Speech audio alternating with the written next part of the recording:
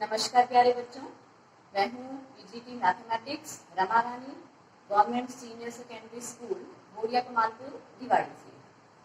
प्यारे बच्चों, आज जो हम मैथ्स का टॉपिक लेकर आए हैं अपनी क्लास में, वो है प्लस 2 क्लास का डिफरेंशिएशन चैप्टर से रिलेटेड है रोल्स थ्योरम। तो स्टूडेंट, जो रोल्स थ्योरम है आप देख रहे होंगे, मैंने इसकी डेफिनेशन लिखी हुई है बोर्ड के ऊपर। तो पहले हम इसकी डेफिनेशन बहुत अच्छे से क्लियर करेंगे कि रोल्स थ्योरम क्या है, उसकी ज्योमेट्रिकली इंटरप्रिटेशन देखेंगे कि ज्योमेट्रिकली इसको हम कैसे रिप्रेजेंट करते हैं। उसके बाद हम कुछ क्वेश्चंस डिस्कस करेंगे कि क्वेश्चंस पे आपको इसको कैसे अप्लाई करना है। तो आइए देखिए, हम स्टूडेंट देखते हैं क्या है रोल्स थ्योरम की डेफिनेशन। पहले रोल्स थ्योरम में होता है पहले एक फंक्शन एफ जो कि डिफाइन है कहां से कहां तक। F is such that closed interval A B to real number R. देखिए स्टूडेंट, हम हर चीज का अपना मीनिंग करते हुए चलेंगे कि इसको लिखने का क्या मीनिंग है। फंक्शन एफ वो कहां से कहां तक डिफाइन है, क्लोज्ड इंटरवल ए बी से लेकर आर तक। इसका क्या मीनिंग है कि जो फंक्शन है उसकी डोमेन होगी ए से बी तक। क्लोज इंटरवल का मतलब है कि ए और बी भी इस इंटरवल में शामिल हैं और इसके जो बीच के नंबर्स हैं वो तो इसके अंदर शामिल होंगे ही। और इस आर का मतलब क्या है? इस आर का मतलब है कि फंक्शन की रेंज है और रियल नंबर्स। और अगर मैं थोड़ा सा आपको यहाँ पर ज्योमेट्रिकली बताऊं तो मैंने जैसे लिया है यहाँ पर ए पॉइंट और बी पॉइंट, हर ग्राफ में आपको दिख रहा होगा। वैसे ग्राफ को अच्छे से अभी एक्सप्लेन हम करेंगे, सिर्फ आपको इसके लिए बता रही हूँ। तो ए से बी तक ही आपको डोमेन लेनी है, मतलब जो कर्व बनेगा, ग्राफ बनेगा, वो सिर्फ इसी के अंदर ही बनना है। ए से बी तक का जो इंटरवल है, इसके ना तो लेफ्ट साइड पे जाएगा ना राइट साइड पे जाएगा, किसी और साइड पे ये नहीं जाएगा। इसी इंटरवल के अंदर ही ये ग्राफ ड्रॉ होगा। अब है रेंज है इसकी ऑल रियल नंबर्स, मतलब जो ग्राफ के बाद बनाने के बाद वैल्यूज तो हमें पुट करनी है, एक्स की जो हमें वैल्यूज लेनी है वो क्लोज इंटरवल के अंदर ही लेनी है। और जो वाई की वैल्यूज आएंगी, वाई की वैल्यू इस इंटरवल के बीच में कहीं भी ऊपर से नीचे तक कहीं भी हो सकती है वाई एक्सिस पर। तो रियल नंबर कोई भी हो सकता है ऊपर से नीचे तक, अगर आप ध्यान दें तो इसका लिखने का मीनिंग ये है। फंक्शन की domain close interval A to B and range है ऑल रियल नंबर्स। अब आगे बढ़ते हैं। अब जो रोल्स हैं मैथमेटिशियन, उन्होंने क्या दिया है कि फंक्शन होना चाहिए continuous in close interval A B. Continuous का मतलब ये है स्टूडेंट की कर्व जो बनेगा वो कैसा होना चाहिए, बिल्कुल स्मूथ होना चाहिए और कहीं भी इसके अंदर ब्रेक नहीं आना चाहिए। आपको पेन उठाने की जरूरत नहीं पड़ेगी। कॉन्टिन्यूअस जैसे आप पहले ही काफी डिटेल में पढ़ चुके हैं कि लगातार चलता जाए जो कर्व, कहीं भी रुके नहीं। तो कॉन्टिन्यूअस के बारे में ये है। अब हम आगे आ रहे हैं। Function is differentiable in open interval A B. Student, differentiable का क्या मीनिंग है? जब आपने क्वेश्चंस में प्रूव किया है उसमें आपने ये दिखाया है कि left hand derivative equal to right hand derivative. But अगर हम ज्योमेट्रिकली देखते हैं तो डिफरेंशिएबल का मतलब क्या होता है कि जो भी कर्व है उस कर्व के ऊपर हर पॉइंट पे आपको एक अलग स्लोप ऑफ टेंजेंट मिले या अलग टेंजेंट मिले आपको, ये मीनिंग होता है डिफरेंशिएबल का। तो क्लोज इंटरवल लेना है आपको।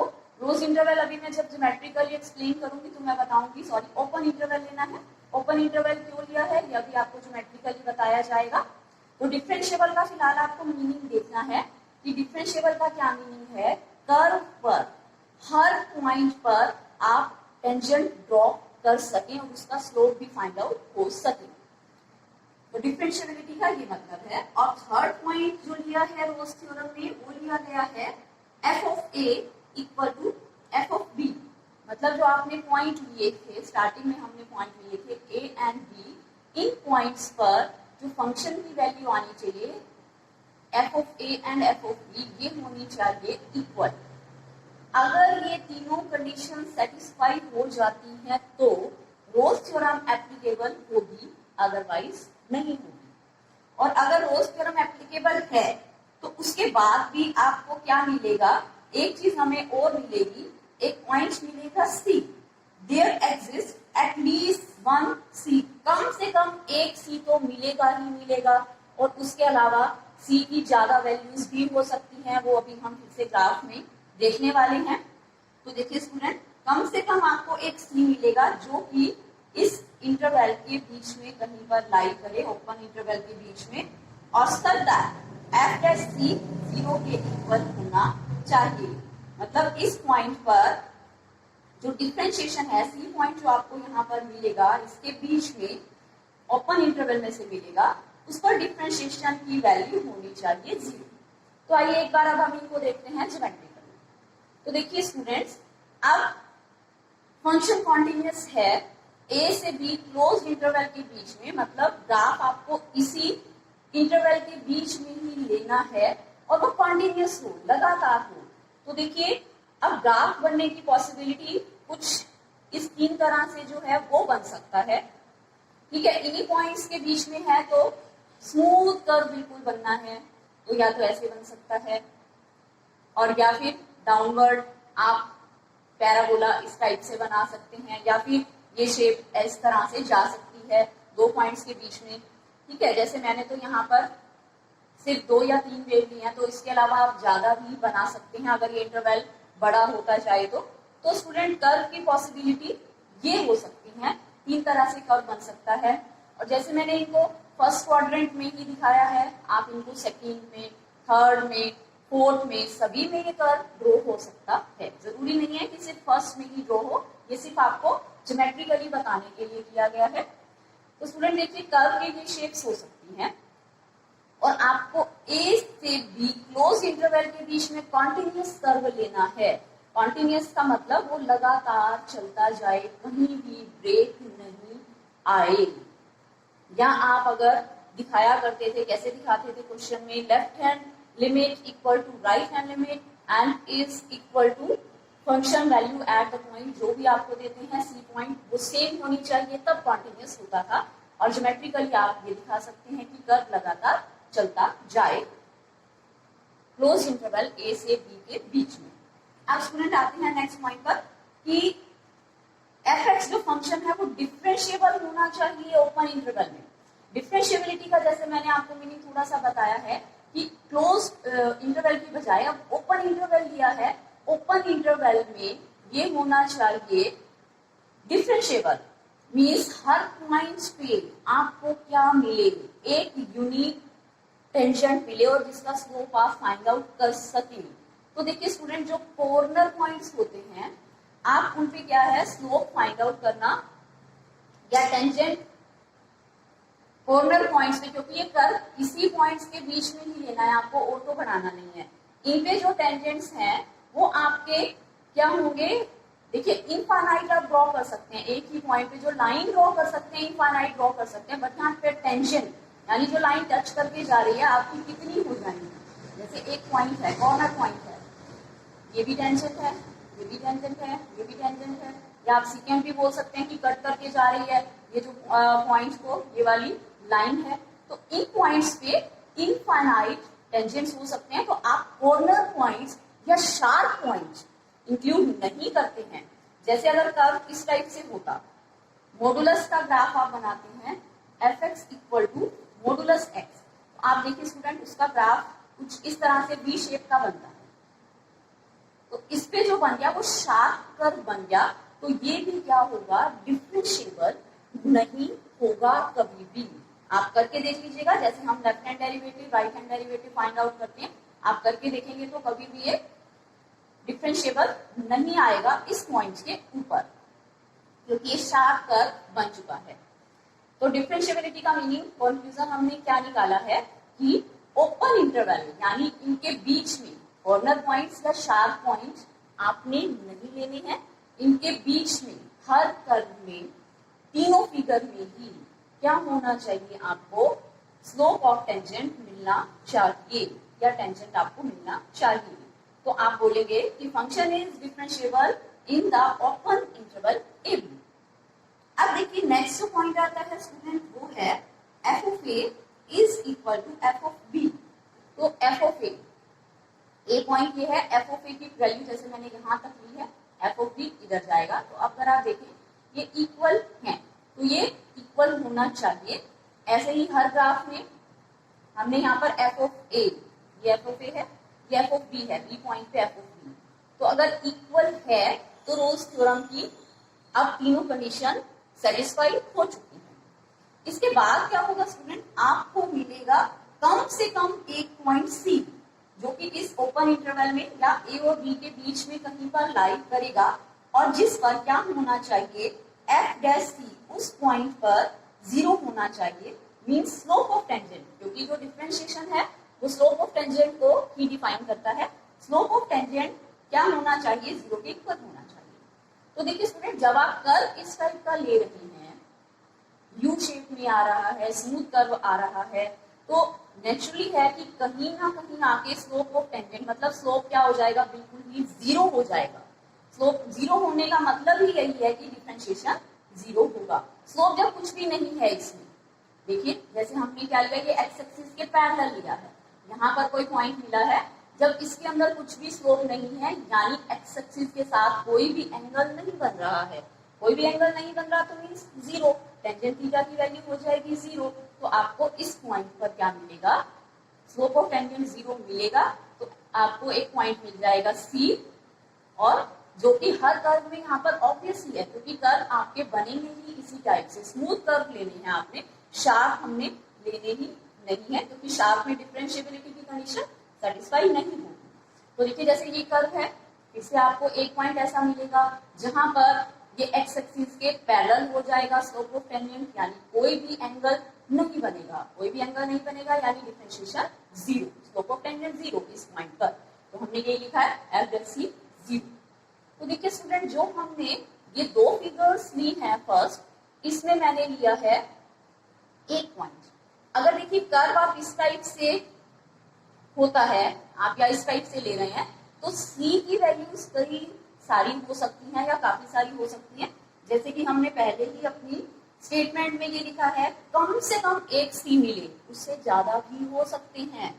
तो देखिए सी की वैल्यू अब यहाँ पर भी इस पॉइंट पे भी क्या होगा, स्लोप एक्स एक्सिस के पैरेलल है, स्लोप ऑफ टेंजेंट यहाँ पर भी स्लोप ऑफ टेंजेंट क्या हो जाएगा, एक्स एक्सिस के पैरेलल हो जाएगा। थर्ड पॉइंट पे भी स्लोप ऑफ टेंजेंट के स्लोप है जो एक्स एक्सिस के पैरेलल हो रहा है, पैरेलल होने का मतलब है ये 0 के इक्वल हो जाएगा। स्लोप ऑफ टेंजेंट यहाँ पर होगा 0 के इक्वल। तो यहाँ पे हमें क्या मिलेंगी, 3 सी की वैल्यूज मिल गई हैं, 2 भी मिल सकती है, 3 भी, 4 भी, वो कर्व पे डिपेंड करता है वो कैसा कर्व बन रहा है इन दो पॉइंट्स के बीच में।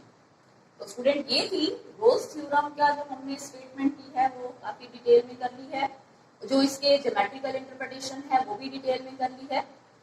और जो स्टूडेंट हम ये एक्सरसाइज करने वाले हैं इसमें एक और थ्योरम है मीन वैल्यू थ्योरम, वो भी इससे काफी मिलती जुलती है, बस उसका आपका एक पॉइंट अलग है, वो उसी बेस पे मैं इसको थोड़ा सा चेंज कर रही हूँ। देखिए वो क्या पॉइंट है, उस पॉइंट में क्या है, जो लास्ट वाली कंडीशन है वो सेटिस्फाई नहीं होती है, एफ ऑफ ए और एफ ऑफ बी इक्वल नहीं होते हैं। अगर इक्वल होंगे तो रोल्स थ्योरम एप्लीकेबल होगी, अगर इक्वल नहीं है यहाँ पर F of A is not equal to F of B, तो यहाँ पर ये कंडीशन चेंज हो जाती है। तो क्या लग जाएगी, यहाँ पर होगी ये अब की बार नाम चेंज हो जाएगा, ये बन जाएगी मीन वैल्यू थ्योरम। और मीन वैल्यू थ्योरम में क्या होता है, लास्ट कंडीशन चेंज होने के बाद एफ डैश सी 0 के इक्वल नहीं होता, वो होता है F of B minus F of A and divided by B minus A. ठीक है, तो दो कंडीशन के तो क्लियर आपको पहले से ही है, जो लास्ट कंडीशन है वो मैं यहाँ पर क्लियर कर रही हूँ कि कैसे ये कंडीशन अब होगी। तो देखिए एफ ऑफ ए और एफ ऑफ बी अब की बार इक्वल नहीं है, तो देखिए क्या बन जाएगा, ये थोड़ा सा चेंज होगा अब इसके अंदर।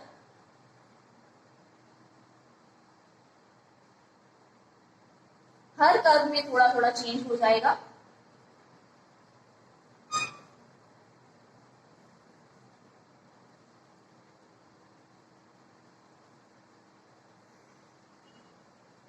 हम अभी चेंज कर रहे हैं कि किस तरह से ये कर्व अब चेंज होंगे।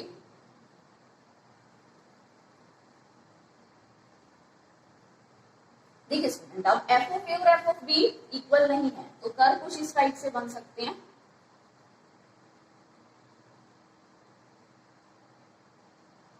यहाँ एफ ऑफ बी इधर है और एफ ऑफ ए इस पॉइंट पर है, एफ ऑफ बी चला गया ऊपर, तो अब यहाँ पर भी इक्वल नहीं है। तो देखिए अब नेक्स्ट है, जैसे अब इसके अंदर फिर से एफ ऑफ बी और एफ ऑफ बी इक्वल नहीं है, तो एफ ऑफ बी ऊपर चला, एफ ऑफ ए ऊपर चला गया और एफ ऑफ बी आ गया नीचे, इक्वल नहीं है। तो कर्व कुछ इस टाइप से हम ले रहे हैं। ऐसे ही देखिए जो नेक्स्ट कर्व है, अब उसमें एफ ऑफ ए और एफ ऑफ बी इक्वल नहीं है, तो आप यहाँ पर दिखा सकते हैं एफ ऑफ ए पॉइंट ये है और एफ ऑफ बी पॉइंट ये वाला हो जाएगा। तो देखिए स्टूडेंट, अब हम इसको थोड़ा सा एक्सप्लेन करते हैं। जो लास्ट पॉइंट है हमारा, अगर एफ ऑफ ए और एफ ऑफ बी इक्वल नहीं है तो आपको क्या मिलेगा, एफ डैश सी मिलेगा, जो कि किसके इक्वल होगा, F of B minus F of A divided by B minus.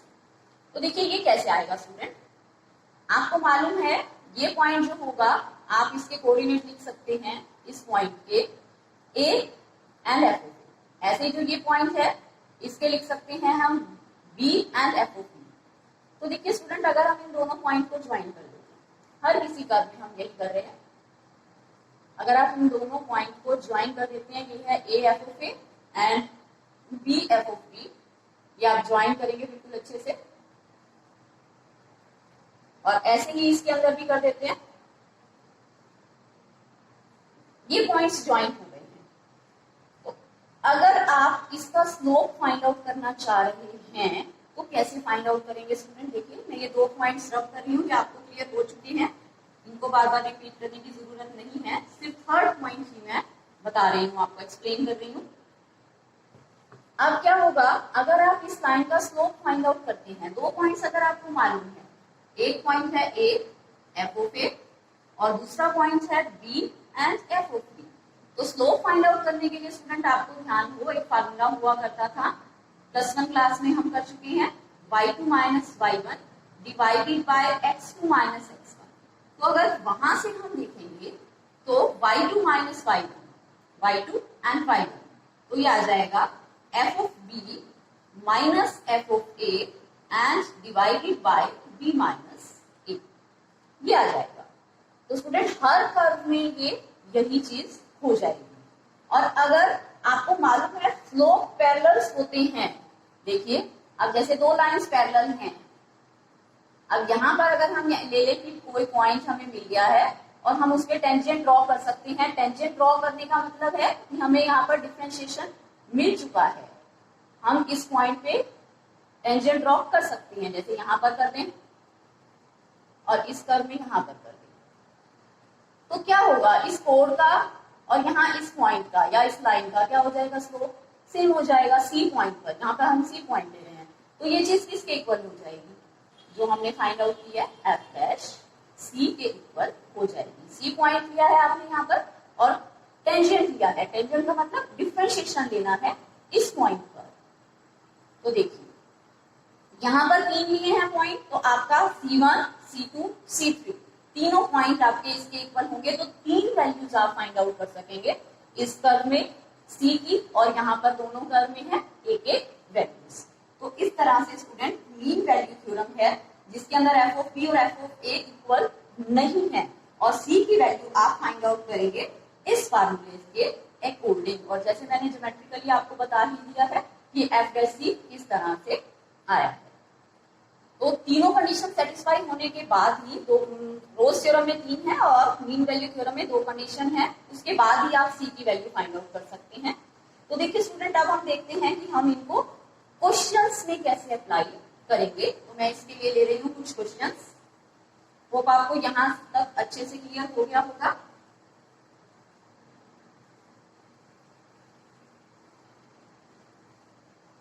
देखिए रोज थ्योरम हम सेटिस्फाई कराते हैं, एक क्वेश्चन में ले रही हूं, फंक्शन जैसे हमें गिवन है x² + 2 एंड इंटरवल है -2 to 2। इस इंटरवल में आपको देखना है कि रोल्स थ्योरम सेटिस्फाई हो रही है या नहीं हो रही। अगर हो रही है तो आप सी की वैल्यू फाइंड आउट कर दिखाएंगे। तो देखिए स्टूडेंट, पहले तो मैं आपको ये बताना चाहूंगी कि आप अब हर क्वेश्चन में जब हम कॉन्टिन्यूटी चेक करेंगे या डेरिवेबिलिटी चेक करेंगे, हमने पहले जो मेथड किए हैं वो काफी डिटेल में किए हैं। कॉन्टिन्यूटी के लिए आप left hand limit, right hand limit and F of C equal prove किया करते थे। डेरिवेबल प्रूव करने के लिए left hand derivative and right hand derivative equal prove किया करते थे। तो अब क्या है स्टूडेंट, अब आपको इतना डिटेल में करने की जरूरत नहीं है। जो कॉन्टिन्यूटी है वो आप कैसे चेक करेंगे, आप पहले भी ये मेथड आपको बताए जा चुके हैं कि कुछ फंक्शंस होते हैं जो ऑलरेडी कॉन्टिन्यूअस होते हैं, तो पूरा आपको चेक करने की जरूरत नहीं है। जैसे पॉलिनोमियल फंक्शन है, साइन फंक्शन है, कोसाइन फंक्शन है, और इसके अलावा आप कर चुके हैं कांस्टेंट फंक्शन है, मॉडुलस फंक्शन है। तो आप ये देखते ही कह देंगे कि कॉन्टिन्यूअस है, बिल्कुल पूरा प्रूव करने की जरूरत नहीं है, क्योंकि क्वेश्चन बहुत ही लेंथी हो जाएगा अगर आप पूरा प्रूव करते हैं। और इसके अलावा जैसे हमने किया है आइडेंटिटी फंक्शन है, और फिर हम अगर दो फंक्शन कॉन्टिन्यूअस होते थे उनका सम किया है, F plus G, F minus G, F into G, F divided by G, ये सारा स्टूडेंट हम कर चुके हैं कॉन्टिन्यूटी में। तो ये ऑलरेडी कॉन्टिन्यूअस होते हैं, प्रूव करने की जरूरत नहीं है। इसी तरह से डेरिवेबिलिटी का भी आपको मैं बताती हूँ। देखिए अब पहले आप क्या लिखेंगे, स्टेप फर्स्ट में कॉन्टिन्यूअस जब आपको प्रूव करना है, आप लिखेंगे एफ एक्स इज कॉन्टिन्यूअस।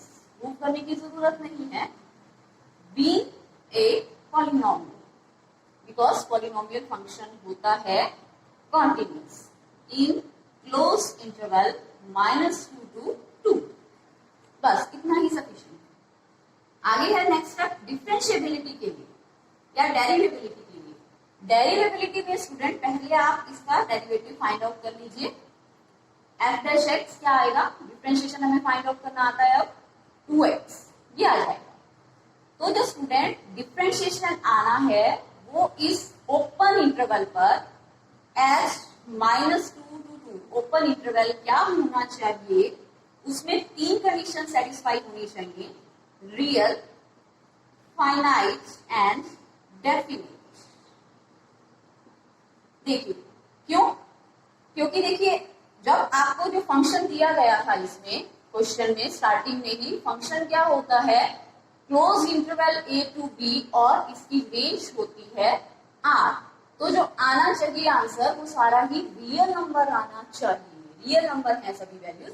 तो इसलिए जो डेरिवेटिव है वो कहीं भी आपका इमेजनरी नहीं बनना चाहिए, बस आपको ये ध्यान रखना है। तो इमेजनरी हो ही नहीं सकता इस ओपन इंटरवल के बीच में। देखिए सारा ही रियल चलेगा, कोई भी आप वैल्यू ले लीजिए तो एफ डैश एक्स हमेशा ही रियल ही आएगा। उसके अलावा फाइनाइट, फाइनाइट होना चाहिए, डिफरेंशिएशन इनफाइनाइट नहीं होना चाहिए। जो आप निकाल रहे हैं हर पॉइंट पर इसकी वैल्यू फाइनाइट ही रहनी चाहिए। एंड डेफिनेट, डेफिनेट का मतलब होता है कि आंसर आपका एक ही मिलना चाहिए, क्योंकि स्लोप ऑफ टेंजेंट जैसे हमने किया था हर पॉइंट पर एक ही स्लोप आप ड्रॉ कर सकते हैं, एक ही टेंजेंट आप ड्रॉ कर सकते हैं, उससे ज्यादा नहीं कर सकते हैं। अगर उससे ज्यादा ड्रॉ हो जाते हैं तो फिर ये डिफरेंशिएबल नहीं होगा। तो स्टूडेंट जब आप क्वेश्चंस करेंगे तो आपको सिंपल इसके लिए तीन कंडीशन देखनी है कि क्या होना चाहिए, फंक्शन का जो डेरिवेटिव है वो आपने किया है वो रियल आना चाहिए, फाइनाइट आना चाहिए, डेफिनेट आना चाहिए। तो आप बोलेंगे कि फंक्शन इज डेरिवेबल। अब आप लिखेंगे एफ डैश एक्स, यहाँ पर इस तरह से देंगे F dash X is real, finite and definite in open interval A B. तो ये हो जाएगा डेरिवेबल, हेंस डेरिवेबल। अब आते हैं हम अपनी तीसरी कंडीशन पर। जो तीसरी कंडीशन है उसमें आपको एफ ऑफ ए और एफ ऑफ बी अगर इक्वल मिल जाता है तो Rolle's theorem, otherwise mean value theorem. तो देखिए ए एंड बी ये वैल्यूज होंगी आपकी। पहले आप लेंगे -2, तो देखिए -2 पुट करेंगे तो ये क्या बन जाएगा 4 + 2, आंसर आ जाएगा 6। एंड ऐसे ही अगर आप 2 पुट कर रहे हैं तो भी आंसर क्या आएगा 6 ही आंसर आएगा। तो ये दोनों इक्वल हैं। F of A equal to F of B. अगर ये इक्वल है तो आप लिख सकते हैं रोल्स थ्योरम इज एप्लीकेबल। अगर एप्लीकेबल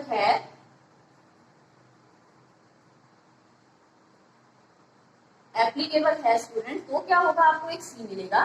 देन देयर एग्जिस्ट, इस टाइम को आप बोलते हैं there exist at least one C. आपको कम से कम एक सी मिलेगा जो कि किससे बिलोंग करेगा, इस ओपन इंटरवल से -2 to 2 से। इसके बीच में एक सी की वैल्यू होनी चाहिए सच दैट एफ डैश सी होना चाहिए 0 के इक्वल। तो देखिए आपने F dash x find out किया हुआ है, इसी को भी आप लिख दीजिए। एफ डैश सी में लिखेंगे तो ये 2c हो जाएगा इक्वल टू 0। मीन सी की वैल्यू आपको यहाँ से क्या मिल जाएगी 0, जो कि इस इंटरवल में आई है। यानी सी 0 पॉइंट पर स्लोप ऑफ टेंजेंट हो जाएगा 0 के इक्वल। तो स्टूडेंट इस टाइप से आपको ये सभी क्वेश्चन कंप्लीट करने हैं। होप आपको क्लियर हो रहे होंगे। तो एक क्वेश्चन देखिए अब हम लेते हैं एलएमबीटी का, मीन वैल्यू थ्योरम का। मीन वैल्यू थ्योरम में स्टूडेंट क्या है, देखिए जैसे अब मैं ये स्टेटमेंट ले रही हूँ, ये एनसीईआरटी बुक के एग्जांपल्स हैं जो आपको देखेंगे तो ये दोनों जो मैंने लिए हैं वो एग्जांपल्स में मिलेंगे। देखिए F X equal to X one and 2 to 4 close interval. तो आपने स्टूडेंट वही रीजन देना है स्टार्टिंग में सारा ही। मीन वैल्यू थ्योरम में भी कॉन्टिन्यूटी एंड डेरिवेबिलिटी सेम वे में ही आप चेक करेंगे। कॉन्टिन्यूटी के लिए ये फंक्शन कॉन्टिन्यूअस है because it is a polynomial and जो हमारा क्लोज इंटरवल है वो है 2 to 4। तो इससे ज्यादा कुछ करने की जरूरत नहीं है स्टूडेंट, सिर्फ आप इतना ही चेक करेंगे। अब आप फिर से F dash x find out करेंगे तो ये आएगा 2x एंड अब की बार इंटरवल चेंज हो चुका है 2 to 4। तो देखिए अब फिर से अगर आप देखते हैं तो ये सेम ही आया है, डिफरेंशिएशन जो आया है कि रियल भी होगा, इस इंटरवल के बीच में कहीं भी इमेजनरी नहीं हो रहा है एंड फाइनाइट वैल्यू भी होगी। इनफाइनाइट हमें कहीं से नहीं लगा कि बन सकता है। अगर 0 होता डिवाइड में होता सपोज 2x इस तरह से होता तो इनफाइनाइट होने के चांस होंगे, अदरवाइज नहीं है। और इसके अलावा देखिए डेफिनेट भी है, आंसर एक ही आ रहा है, कुछ डबल डबल नहीं आएंगे। आप कोई भी वैल्यू पुट करके इसमें देख लीजिए। तो दोनों कंडीशन सेटिस्फाई हो गई हैं। अब F of A and F of B की कंडीशन हम देखते हैं। तो देखिए एफ ऑफ ए जो अब की बार आएगा आप 2 पुट करेंगे, अब इसके अंदर देन ये बन जाएगा 4। अगर 4 पुट करते हैं तो ये बन जाएगा 4 स्क्वायर मीन 16। तो यहाँ पर ये दोनों इक्वल नहीं है। अगर नहीं है तो आप अप्लाई करेंगे मीन वैल्यू थ्योरम। तो देखिए मीन वैल्यू थ्योरम के अकॉर्डिंग क्या था, अब आपको मिलेगा कम से कम एक सी, जैसा कि एफ डैश सी की वैल्यू होनी चाहिए F of B minus F of A divided by B minus A. तो ये आप सारी वैल्यूज यहाँ पर पुट करेंगे। F dash C, F dash X आपने फाइंड आउट किया हुआ है, उसी में ही सी पुट कर दीजिए। F of B 16 and F of A 4, B minus A 4 minus 2। तो यहां से ये आएगा 2c इज इक्वल टू, यहाँ पे 16 माइनस 4 12 बाय 2 मीन 6। तो c की वैल्यू 2 उधर जाके डिवाइड हो गया, c की वैल्यू आ गई 3, जो कि इस दोनों के बीच में ओपन इंटरवल में एग्जिस्ट कर रही है या लाई कर रही है। तो स्टूडेंट ये थी हमारी आज की 2 थ्योरम्स। एक तो हमने की है रोल्स और एक की है मीन वैल्यू थ्योरम। होप आपको बहुत अच्छे से क्लियर हो चुका होगा। फिर भी अगर आपको कुछ डाउट है तो आप क्लियर कर सकती हैं हमसे, और आप इसके आगे के कुछ क्वेश्चंस करके देखिएगा जिससे आपकी प्रैक्टिस होगी। तो आज हम इतना ही कर रहे हैं। Thank you so much.